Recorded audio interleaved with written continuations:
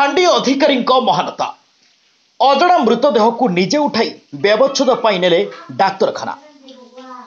बालेश्वर जिला बस्ता थाना अंतर्गत राजघाट पोल निकट बारुणी पड़िया अजणा महिला मृतदेह उद्धार होईछि।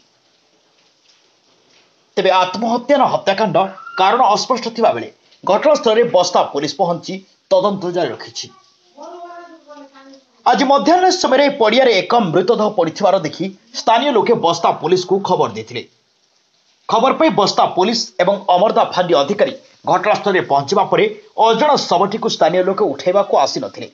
फल फांडी अधिकारी विजय कुमार बारिक निजे शव को उठाई व्यवच्छेद पई हॉस्पिटल को पठाइथिले। तेबे फांडी अधिकारी एभली महानता एवं अंचल में चर्चार विषय पलटिछि। बस्तारू रंजन कुमार साहू को रिपोर्ट, द न्यूज टुडे।